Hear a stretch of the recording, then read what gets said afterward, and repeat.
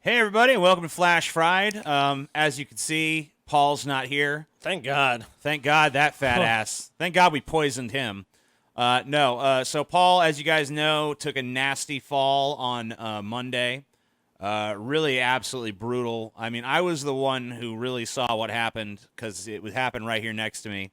I think Zandalar was over here tweaking some knobs and shit. Scotty was way over there where you couldn't really see what was going on. You know what's fucked up is probably the person that recalls it the least is actually Paul. And Paul, of course, Paul's memory, from my understanding, is he was at his table. Yep. He started to feel lightheaded, and the next thing he knew, he was over here, passed out. He don't remember getting up. It. He doesn't remember getting up. He doesn't remember walking over here.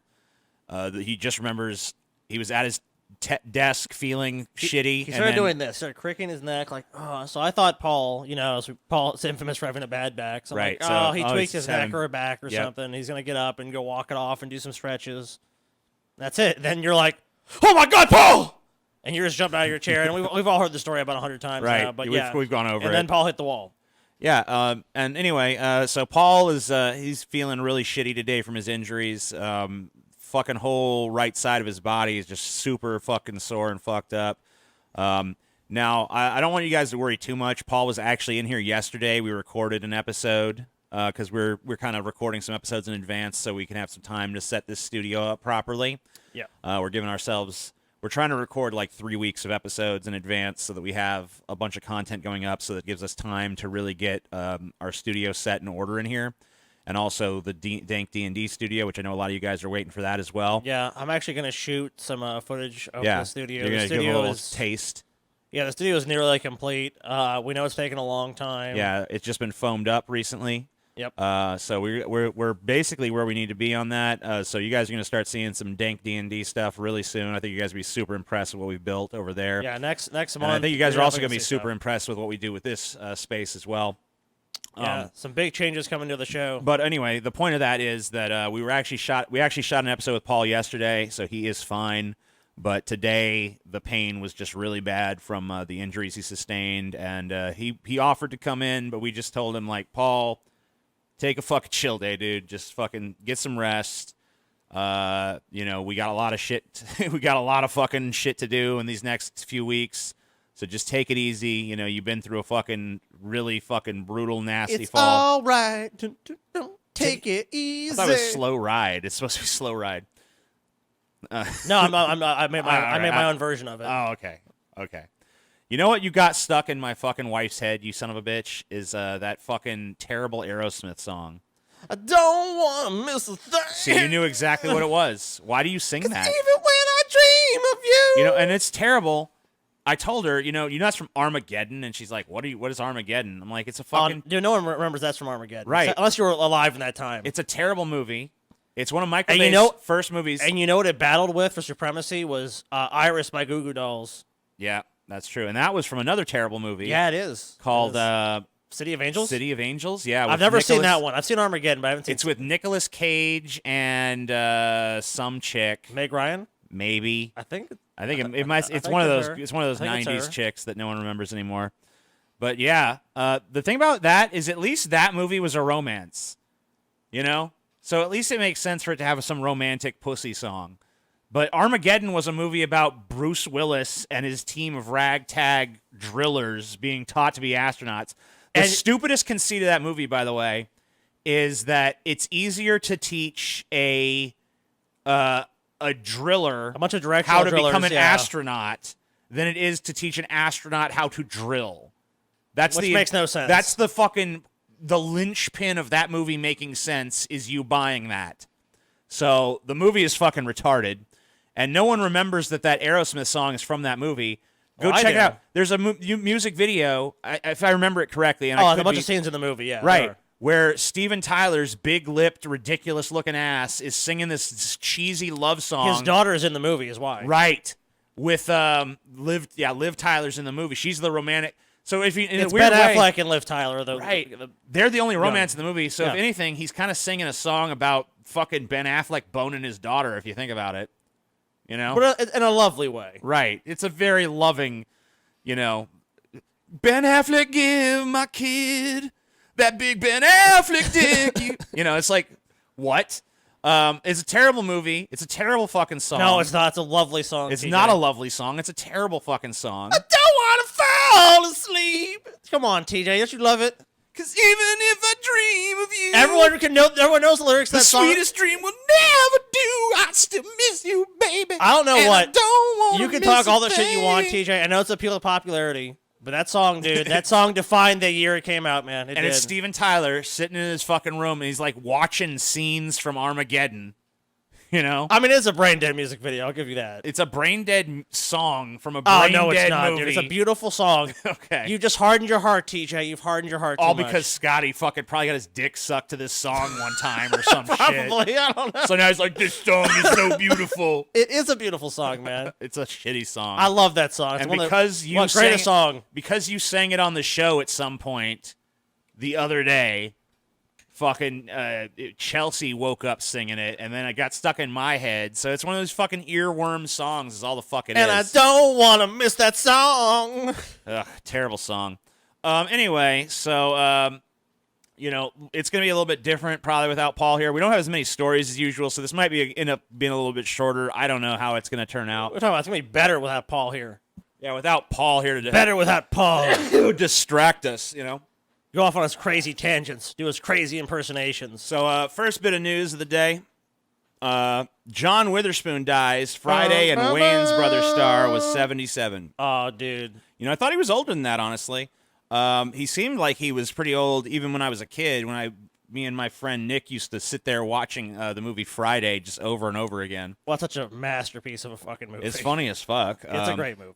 Yeah, it's pretty fucking awesome. And honestly, John Witherspoon was one of the best parts of the movie, and also, of course, the voice of the grandpa in Boondocks, which I heard Boondocks is coming back. They're gonna bring it back. They brought back the original creator. I think his name is Aaron McGruder. Yeah. And you know, he was kicked off the show in its like last season or two over on Adult Swim, and the show suffered tremendously for it. But I guess they were bringing the show back on HBO where they could get away with even more shit.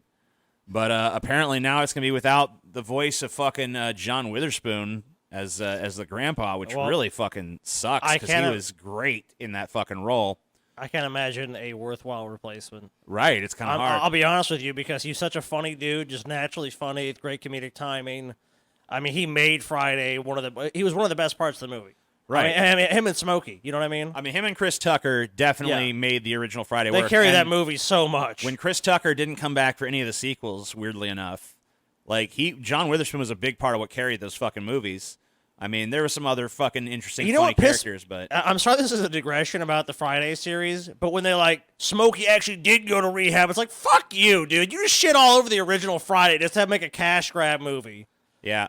So the Friday sequels, for the most part, garbage. Yeah, but you know what? John Witherspoon was still a fucking bright spot in those movies. I'll be honest. Oh God, with you. he was. Yeah. I still remember the thing about tastes so good, just slap your mama. He slaps his mama, and then she fucking gets Alzheimer's or some shit.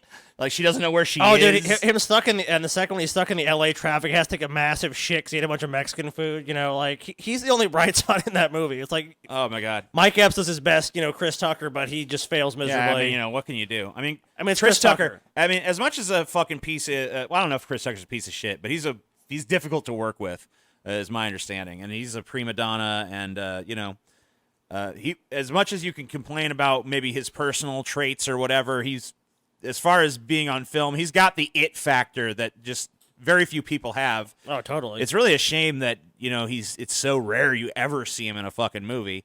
But I guess maybe it's like the special treat. Better to want more of somebody than to want less. Yeah, than to have too much. The fucking, obviously, we were talking the other day about how Eddie Murphy had a big resurgence in popularity, or not in popularity necessarily, but a big a return to form with his recent Netflix movie, Dolomite Is My Name.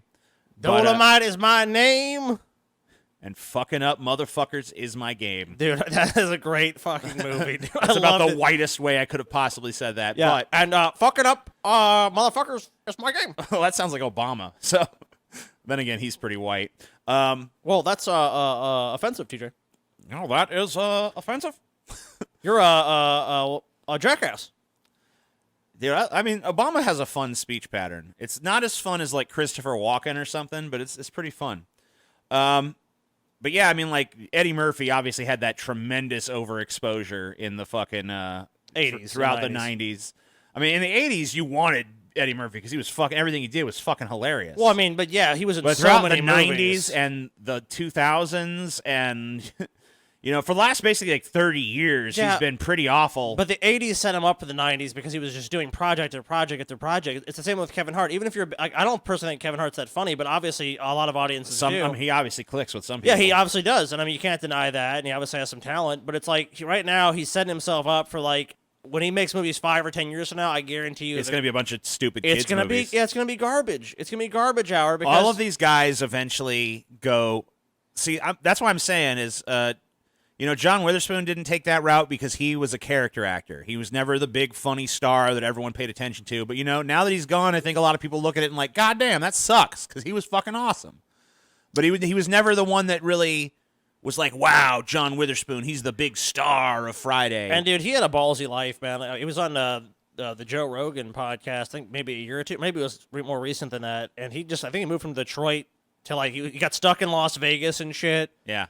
I mean, he really lived that fucking dream where it's like he wanted to be in this business, the entertainment business, and he just did everything he could. Did everything he could to make it happen. Had to fucking gamble and win some money to get to fucking L.A., flat ass broke. Just did everything he could to fucking make his dream happen. And, I mean, he lived a long life and yeah, definitely remembered as one of the better character actors we've had in modern times. Now, we've seen that persistence is not all you need to make it. I think John Delaney teaches us that lesson. But it's definitely helpful. You got some talent, especially if you got, I mean, like, it's better to have, I think, about a gallon of ambition and persistence and a spoonful of talent than it is the inverse.